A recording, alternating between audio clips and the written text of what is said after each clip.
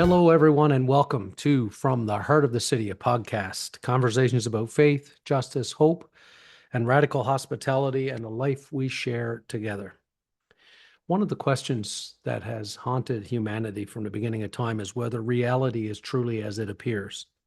Is the world merely what we can see, just what we have access to before our eyes, just what we can measure or what we can explain? Or is there something more, something deeper, something holy, shimmering just beyond whatever it is that we have, something beneath the surface, if you will? My guest today believes that there is. For decades, Brian Zahnd has been inviting Christians beyond a flat, materialistic vision of the world into a faith marked by wonder, mystery, beauty, and sacrament, and participation in the life of God. In his latest book, Unseen Existences, Brian challenges many of the assumptions that shape modern Christianity, whether they come from the theological left or the theological right, and he calls us to rediscover a world alive with the presence of God. I'm excited that Brian has come to join us today because this is a book about heaven, but not in the way many people think about heaven. It's a book about faith, and it's also about imagination. It's a book about theology, but it is equally a memoir and a lifelong pilgrimage towards Christ. Along the way, Brian explores wonder and creation and certainty and suffering and tears and beauty and creation and sacrament and what it means to be a mature follower in the way of Jesus and in a world that often prizes certainty over mystery. I found the book both challenging and invigorating and deeply encouraging, and I'm grateful for the opportunity to explore this book today with its author. So settle in, pour yourself a coffee or a cold, sudsy beverage, and join us as we journey into the mystery of God's unseen realities.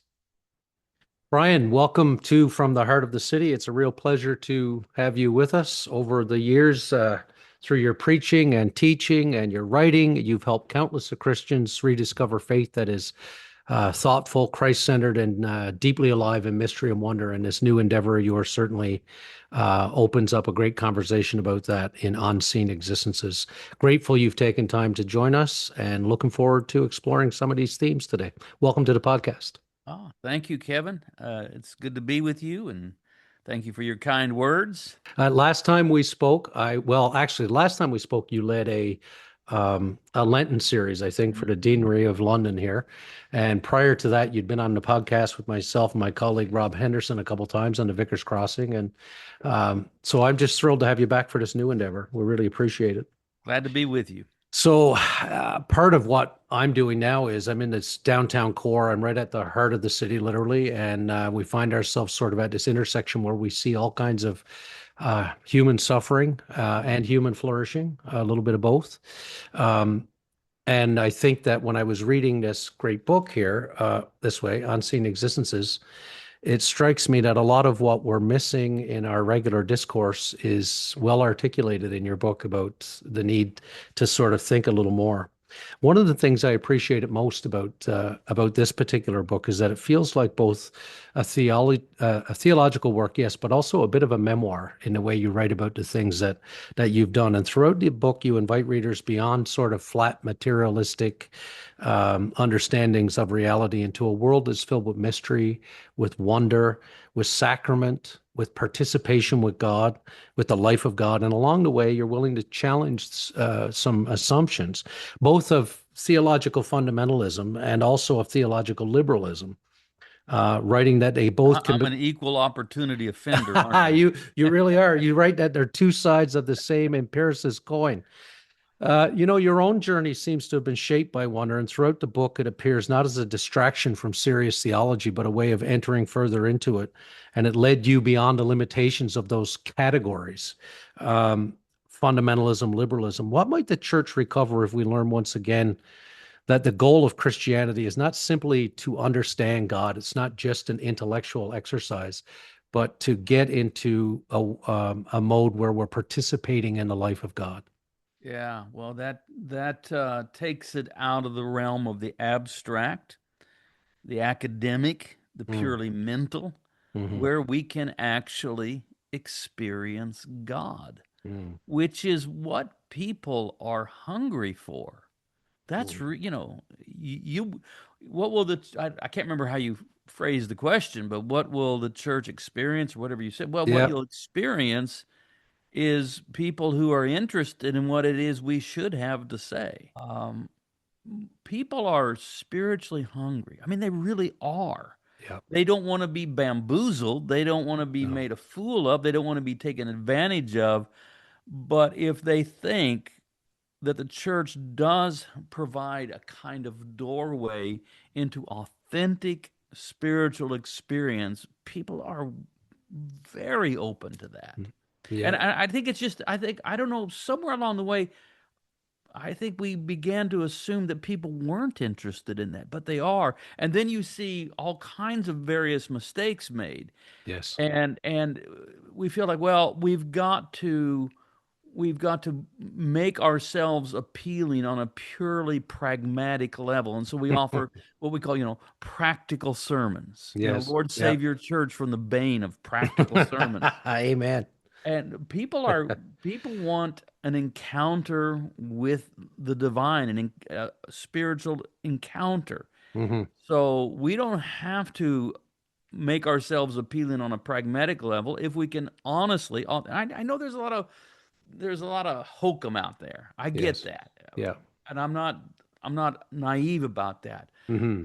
But if we really can help people experience this other world, this world of unseen existences, this heavenly world, they are interested. They are Yeah. yearning for that.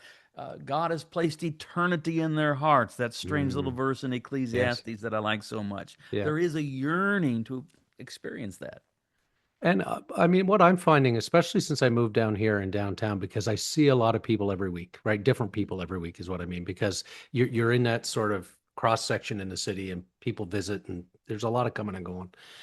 Um, but they're not just, they are looking, and also some of them are bringing profound experience with them, right? And you write a lot in this book about sort of, those numinous experiences are the ones that people go, well, this sort of beggars reality. I don't want to believe you when you say it because it sounds crazy. I can't tell you how often since I've been here that someone has said to me, I had this experience. Yes. Now, I'm afraid to tell you because you're going to think I'm crazy, Mhm. right? And and I We've said, no, been I don't. conditioned to think that way. Yes. This is the lasting effect of a few centuries of philosophical materialism, empiricism, where we're conditioned to think that to relate a spiritual experience is crazy when it's actually just one of the more natural human things, because we human beings are a synthesis of the dust Mhm. of the earth and the breath of God. There is an entire spiritual component to our being. And what is crazy is to deny that part of our being. That's the Mm. crazy part. To acknowledge that I am a spiritual being who has had some spiritual experiences. That, in fact, is not crazy. What is that line from Moby Dick? Mm. The Pip. He said he saw he saw. No, you can tell I haven't rehearsed any of this. Yeah, He I saw can't the remember foot now. of God upon the treadle of the loom. Right. Therefore, his shipmates called him mad. But earth's madness is heaven's sanity. That's a paraphrase, but it's Yeah. close to it. Yeah. So yeah, I think that that's true, and I believe that the people come with it. They yearn for it, and they bring it, and they have their Mhm. stories. And if we pastors have our ears open, if we've not been so, look, we just had, we're just talking coming back. Our clergy conference was a couple months ago, and three of us carpooled down together to Niagara Falls and back. And as we were coming back, we were talking about this challenge because a lot of times when we go to these conferences now, we're constantly deconstructing everything. Yeah. And I'd love to go to clergy conference and hear someone tell me about this deep spiritual numinous experience they've had, and why we should. Deconstruction. I mean, I understand that there's a moment to bring some sort of critical assessment to what it is we believe or think or do Mhm. or practice. I understand all that.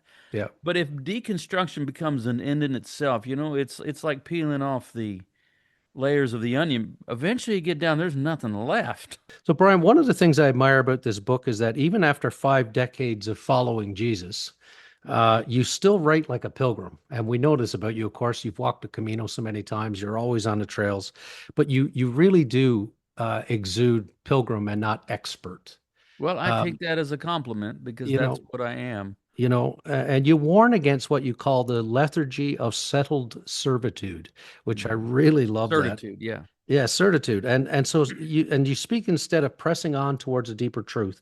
So speak to us a little bit about that and what's kept you from becoming a theological know-it-all.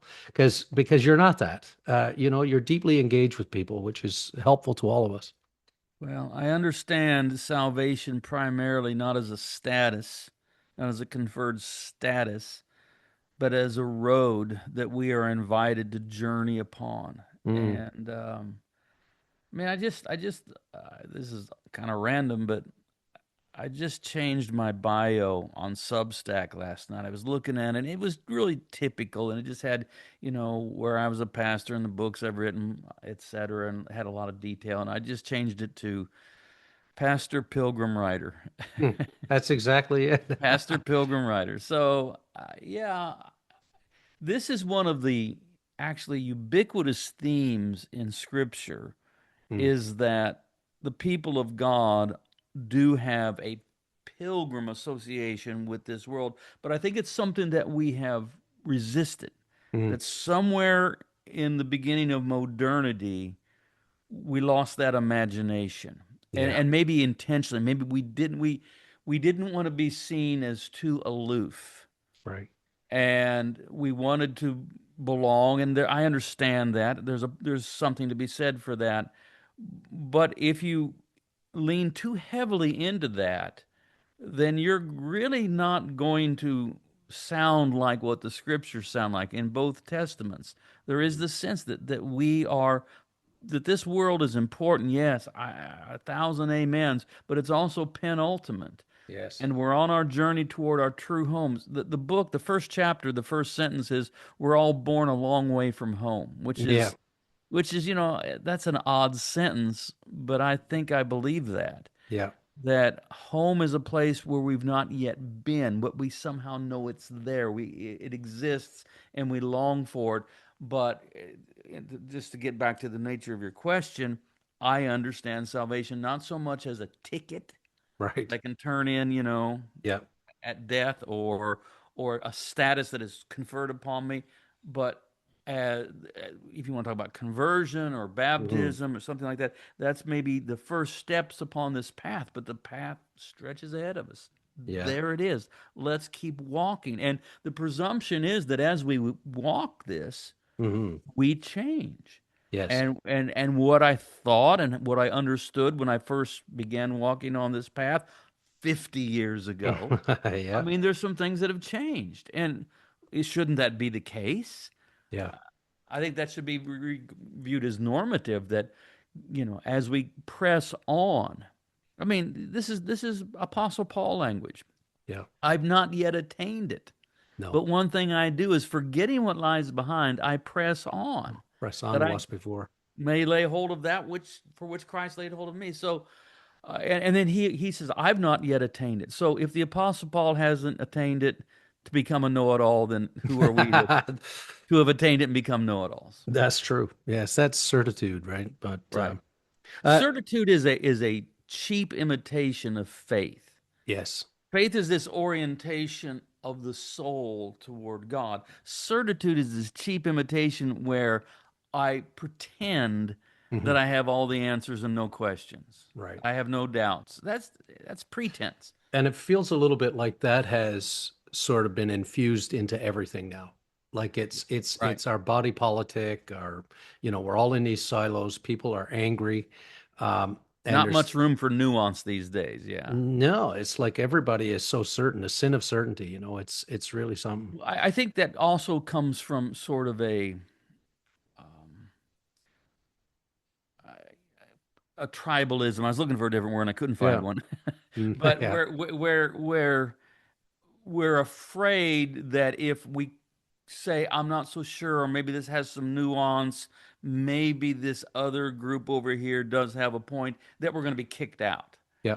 And so certitude becomes oftentimes the the price that is required of you to belong to a particular ideological clique. Hmm. And so that's why one of the things I talk about in the book is at some time sometimes you have to understand what Soren Kierkegaard showed us, that the crowd is untruth, That's yes. And, because the crowd is only concerned about staying a part of the crowd, that and then it becomes untruth. it is in the very essence of mob mentality, like it Yeah. becomes, um, you talk about under the fig tree experiences, which I really enjoyed that sort of that metaphor and the reality of what happens to us when we have those experiences. And you talk about your own experience on the front porch, not quite under a fig tree, but pretty close, reading Augustine's confession and experiencing what you called the fig tree moment, when Augustine's prayer, "Let me know thee, O Lord," became your own. You even prayed, "I want to spend the rest of my life seeking to know you as you are revealed in Christ." Looking back now, more than 2 decades later, because that's a bit ago, that prayer changed you. And you write about this quite a bit in the book, and it cost you too. And I'm sure Yeah. you've gained lots from it. But going to that point about, the tribe you belong to or don't belong to, that was a costly shift for you. It was. And this moment that I'm talking about was actually quite a long time ago now. It was Mm. June 4th, 2000, so it's 26 years ago. Wow, more than 20 years ago. Yeah. Yeah, and I was reading Augustine. I hadn't started reading church fathers in earnest yet. That would come a couple of years later. But I was in a process of working through what I understood to be some of the great, the great classics, the great canons Hmm. of Western literature. And I just Yeah. finished Plato's Republic, and the next book. It was just kind of my own list I put together. As well, I should read Augustine's Confessions. Hmm. But that book turned out to be more moving than I anticipated. Hmm. And there's the story of Augustine who wants to become a Christian, but the moral rigors that Christianity required seem Hmm. to be the problem, and eventually he flings himself down literally under a fig tree. Hmm. When I tie that in with Jesus seeing Hmm. Nathaniel under the No, fig the tree, fig tree. Yeah, it's awesome. he's playing how long, how long, tomorrow, tomorrow, why not now? Why not this day? Why not this very hour? And then he hears the child, told a lege, take and read, and he picks up a book, and it happens to be Paul's epistle to the Romans, and he says, not in lust, not in debauchery, put on the Lord Jesus Christ, make no Hmm. provision. And that becomes his moment. Well, I'd read that account, and then I continued reading. I thought, man, this guy really, and I mean, I feel like I should throw out this little caveat. There are significant theological places where I differ from Augustine, Sure. but I have the highest respect for him as a man that was sincerely seeking God. Hmm. And that moved me. I, I didn't know that I would ever tell this story, but I just closed the book and I just pray. Just what Hmm. you read. God, I want to spend the rest of my life seeking to know you as you revealed in Christ. Hmm. I mean, it was just, I don't know, it was sincere. I mean, it came from Hmm. a real place. I didn't expect anything to happen. That was the prayer, that was it. Hmm. But what happened was, and it was very odd, there was this, I felt like I had to say these words. It was like, Yeah. come with me. Mm. Come with me. Yeah. And then I don't know if I actually, there was actually a second part to it. It was come with me and you won't get cheated. Oh, that's Come with me interesting. and you won't get cheated.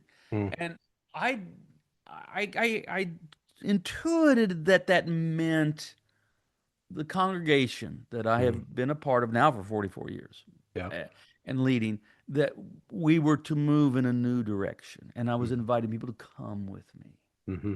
and you won't get cheated. Yeah. But I didn't really, I didn't know where we were going to go. I hadn't really found the way forward yet. Wow. But I actually did tell people that I had this experience. A few years later, I really began to find the way forward Hmm. and began to lead the church away from a consumerist oriented, all too Americanized Christianity into Hmm. something richer, more Yes. authentic, deeper. But it did cost me. Yes. And it cost, it cost 1,000 members. Wow.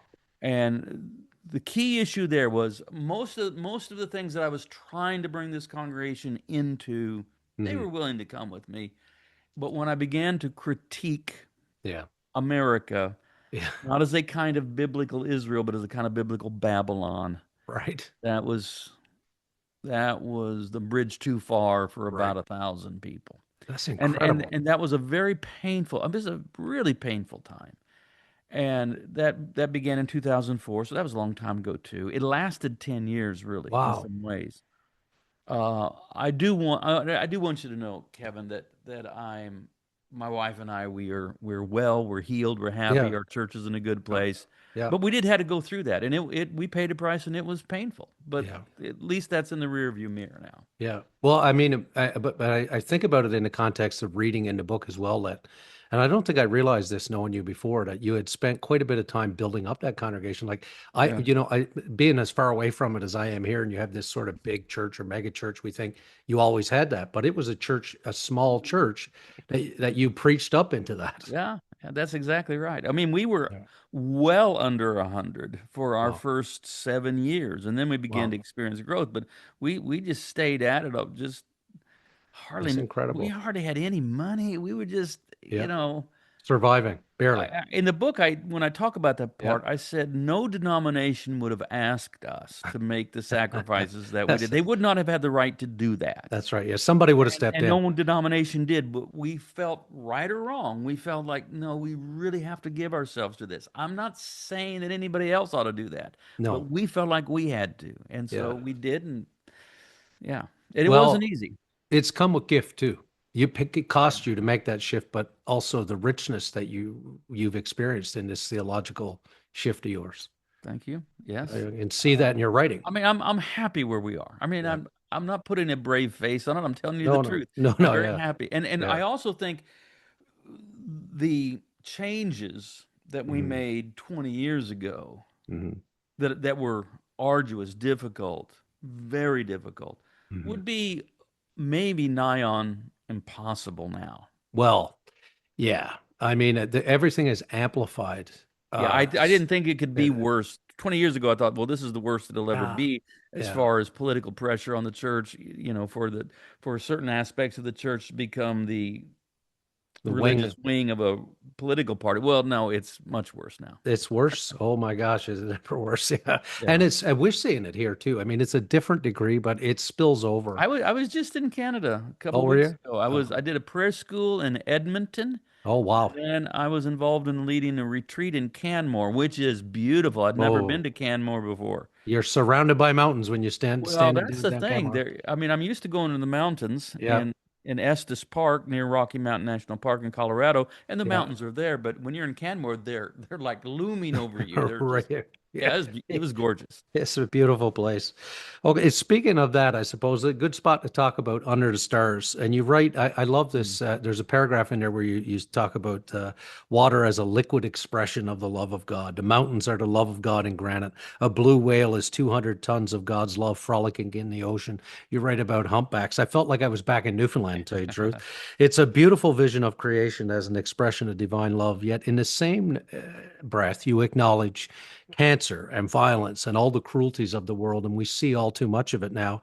How do we hold those two realities together, and what allows you to continue seeing creation fundamentally as a gift and remain convinced that God's love will get the last word, which you outline so well in this book? Because a lot of people are given to be the cynic now, right? But it's that Yeah. reminding people that God will get the last word. Well, that's it. And you're really asking, is there the possibility of a theodicy? That's a Hmm. word that means to justify God. To Yeah. say, okay, we Christians claim that God is love, that God is wisdom, that God is justice, and yet babies get brain cancer. Yeah. And there's injustice all around us. How do we reconcile that? Hmm. Here's my feeble attempt, and I don't claim that it's anything more than feeble, but it is Hmm. my attempt. Authentic being requires a freedom that allows the possibility of almost everything, some of which is very painful. Hmm. But God does not exempt himself from it. He doesn't Hmm. hold himself aloof. In Christ, he fully participates with us Hmm. in the experience of human sorrow and suffering. I Hmm. mean, God is the crucified one. Yeah. And then the other thing is, this is not the end. I mean, No. So my theodicy, simplified down to kind of a pastoral level, is you are not alone, and this is not the end. Mm, Christ is with you.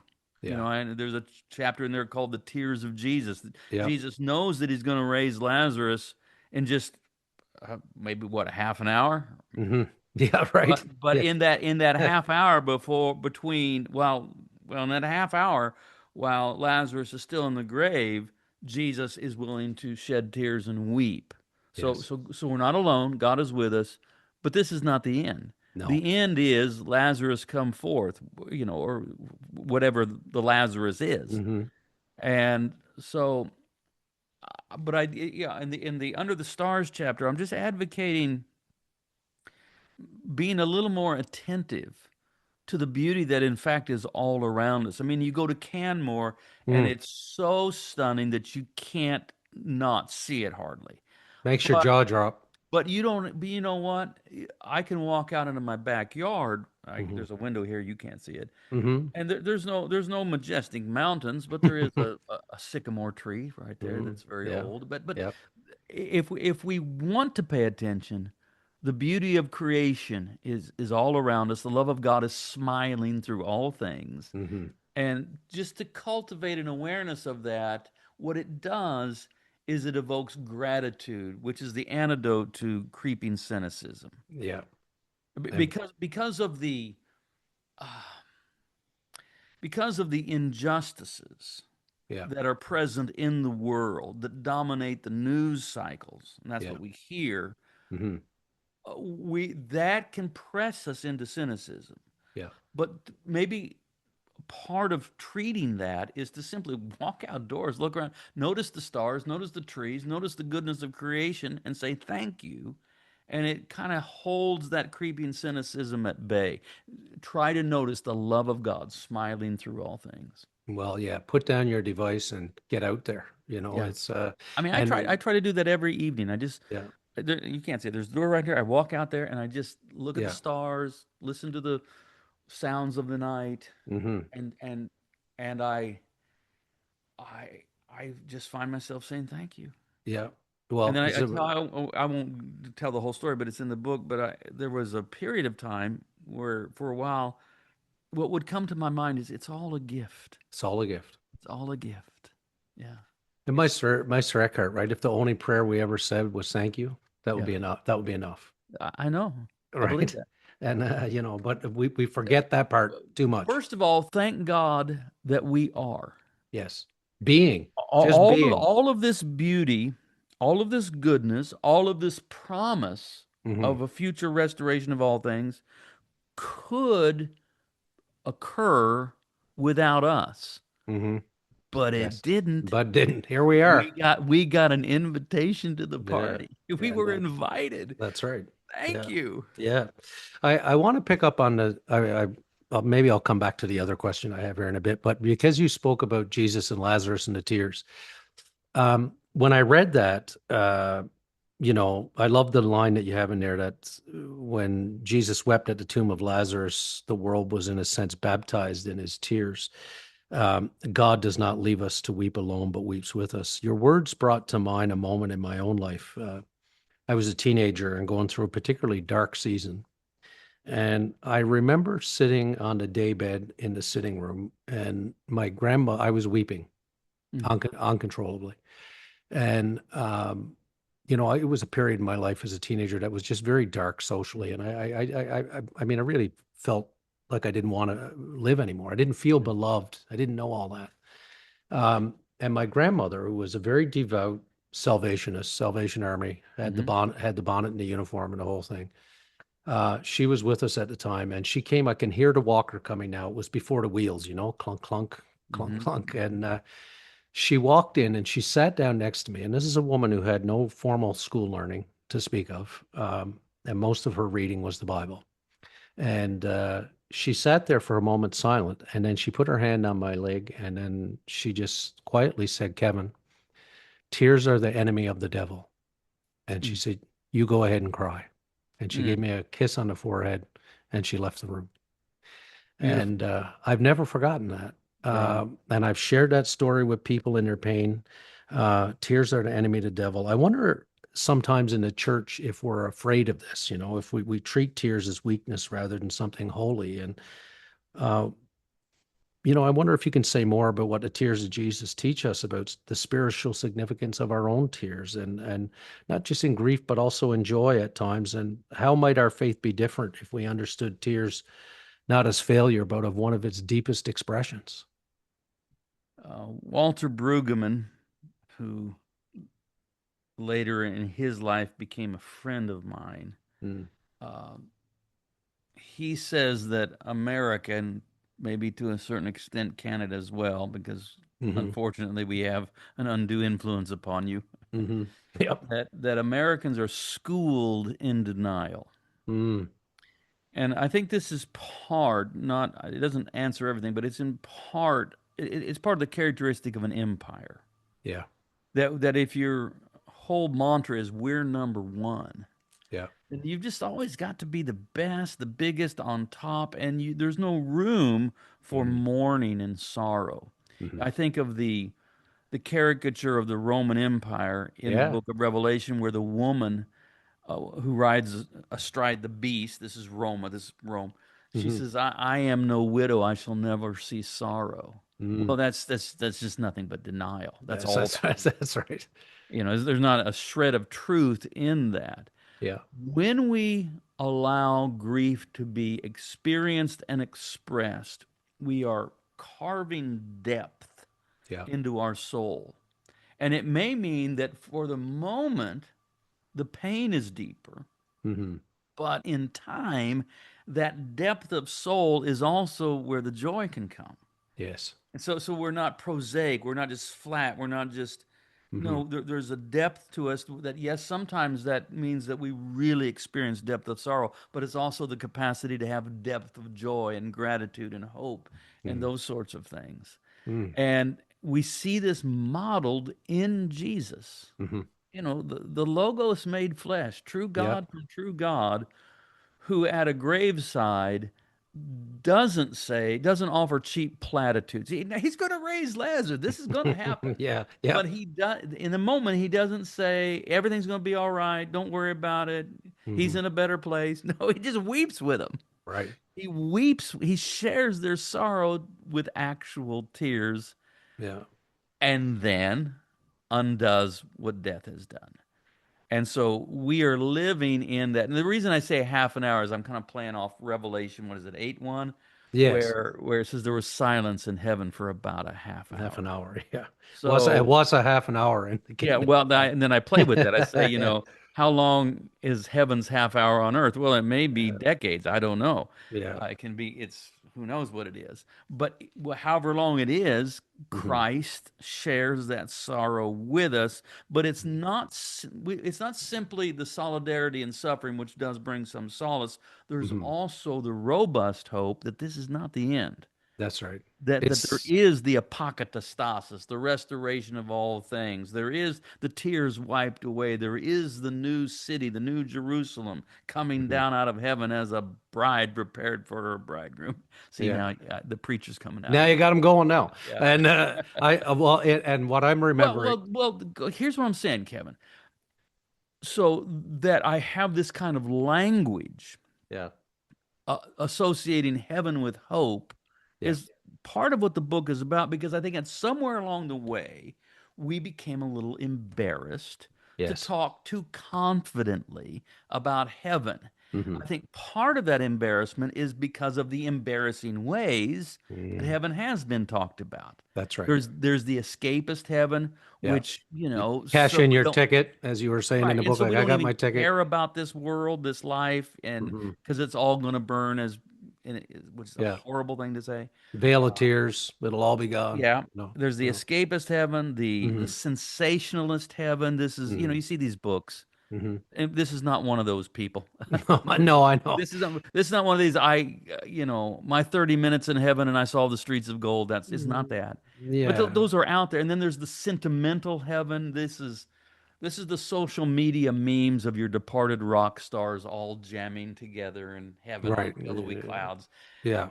And because escapist and sensationalist and sentimentalist have been the way that heaven has been talked about oftentimes, then we're a little bit embarrassed to say, well, I actually believe in heaven. And I want to recover that. Say, no, we can reject those distortions of a Yes. Christian theology of heaven and Hmm. hold on to that which has always been part of the Christian conversation of hope. Yes. And of being in union with God, Yes. and I say, as I listened to you, I was thinking of that line that you quote in this chapter as well from Bruce Springsteen, right? Everything dies, baby, that's a fact, but If maybe everything everything dies, maybe someday it comes that comes back. back, you know. Atlantic City is the song. Yeah. That's right. Yeah, it's fantastic, and yeah, it's incredible. So the other thing, just stepping back a chapter in the book, it really, I guess, is around the gradual nature of this and not having to arrive at all of it at once. And Yeah. I think about this because sometimes people feel very, self-aware or insecure, I suppose, about where they feel they are on a spiritual journey. And that's the seduction of certainty that you write about. But you can't short circuit this pilgrimage. It takes time. And you say there's no shame in having just begun as long as we don't pretend we have already arrived. Many Christians have been taught that faith means possessing certainty and having the right answers. Why do you think we're so tempted to mistake the beginning of the journey for its Mm. completion? And what does a mature faith look like when it has the humility to admit there is still more to learn, more to discover, and more to become? And I thought of that, and you were writing this. You note in the book that you're writing this on sort of the 50th anniversary, a half a century of Mhm. your own journey of what I will call your first conversion. And you've learned a lot and you articulate it well in this book. I wonder if is there more to say about that idea of dazzling gradually, of not Well, having to have all the answers today. yeah, yeah. The 50th anniversary of my conversion, I was in Minneapolis, actually St. Paul, Mm. preaching in a Lutheran church up there. They have Lutheran churches in St. Paul, Minnesota, if Oh, you well, I've didn't know. never heard lutefisk too, I heard. Yeah, so, And so I was, just recollecting, and yeah. I was in ministry almost immediately, even as a teenager, and then by the time Hmm. I was 22, we have our church. Yeah. So I could. There are sermons that I preached when I was 22, when I was 25, when I was 28, when I was 30, Hmm. that if you played them back for me, and the tapes actually exist. I mean, I haven't been able to dispose of them. One of the joys of coming from a non-technological Right. Anglican church is I don't have to listen to the nonsense I preached 30 years ago. Well, so what I say about those, I say I would find them embarrassing, Hmm. but not shameful. There's a That difference. there is a I, I'm, difference. I'm Yeah. I'm embarrassed because, like, oh, silly boy. Yeah. On the other hand, I'm not ashamed because it's the road I had to walk. That's right. I could not start, Hmm. where I am today. Hmm. Where I am today is the result of a very, very long walk. That's right. And sometimes, we find our way onto this path from some unusual directions, but that's the way it goes. Yeah. And the other thing is, I call that, quoting Emily Dickinson, but Hmm. I call Tell it it slant. dazzle gradually. Yeah, tell it slant. That be careful with other people. I mean, maybe you have been on this journey a while. Maybe some of your theology has progressed, Hmm. and you've learned some things. Well, but how long did that take? Maybe that took a decade. So Yeah. don't expect, you're going to just sit somebody down and straighten them out in Yeah. a Good half an luck. hour. What it took you a decade to really come to grasp. Yeah. So sometimes, on these podcasts, the hosts like to ask, what would you say to your, Uh, I'm 67 now, so yeah. what would you say to your 25-year-old self? Yeah. Well, there's nothing I could say. I Yeah. couldn't. Because I can almost disassociate and make my 25-year-old self a different person. Hmm. He's gonna have to walk the path. That's it. I can't short circuit. I can't just give him the answers, Hmm. like that's cheating. Here's Yeah. the and he wouldn't believe it anyway. Well, think My of, 25 year. He wouldn't believe it anyway. So no, here's what I would say. I've thought about this. What would I mhm, say? The only thing I would say is don't be afraid. don't be afraid. And Don't that's be good. afraid. That's good counsel. Yeah. And I mean, but just think about all that, you describe it in the book, all that you and Perry went through to build that church, to Right. build it up and to get to where you were, and then to have this other revelation and then to go through a shift that meant saying goodbye to a lot of people. And Yeah. I mean, those are things how do It you, meant risking it all. And yeah. and And and that's I you mean, don't, I'm now far enough removed from that I can almost I mean, that was 22 years ago that we really hmm started that and it was risky it's risky. because there was no guarantee that I would succeed in hmm bringing any significant amount of I had to bring a significant amount of the congregation, or the whole thing would have just no longer been Collapse. viable and would have That's right. collapsed. And Yeah. there is the anxiety of, am I going to give my life to this and then destroy it? Yeah. So Well, there's a very real, and so there's no way to prepare your 25-year-old self for that. no. So that really is, as you said, you having to live it. Well, look, But then so that's why you have mercy and kindness, gentleness mhm, to those around you that are akin to your 25-year-old self. that's right. That's right. And I say this all the time with people, like uh, I sit and I think and I hear somebody who's 25 years old, and at first it might be shocking, and then I stop and I stop myself and I literally go, "Oh my gosh, Kevin, when you were 25, and the Well, thing, you'll see sometimes because of social media makes it so easy, hmm where you see somebody will have a clip of a pastor, a hmm young dude saying hmm something really dumb, and hmm it really is dumb. I get hmm it, but I hmm resist in general. Sometimes I feel like I need to say something, yeah, but most of the time I resist mm, the temptation to pile on yeah, and tell this person how dumb they are because I'm looking at me. yeah. Well, that's it. When I mean, there was a time in my life where most of those things, or at least a lot of them, I could imagine myself saying that, that's and right. yet there was hope for me. Right. So There were, I am an advocate for kindness. that's the whole thing right there. And Abraham Joshua Heschel said, yeah, "When I was a young man, I admired smart people. mhm. When I became an old man, I admire kind people." Well, And I resonate with that. one of the things, one of the ways I described being here at St. Paul's Cathedral when I moved down here 2.5 years ago or so was there's a big culture change that needs to happen here, and we're in the middle of that right now, and it's hard. And again, it's some of on a much smaller scale. It's some of what you were talking about. You end up saying goodbye to some people because they don't like where things are headed. Yeah.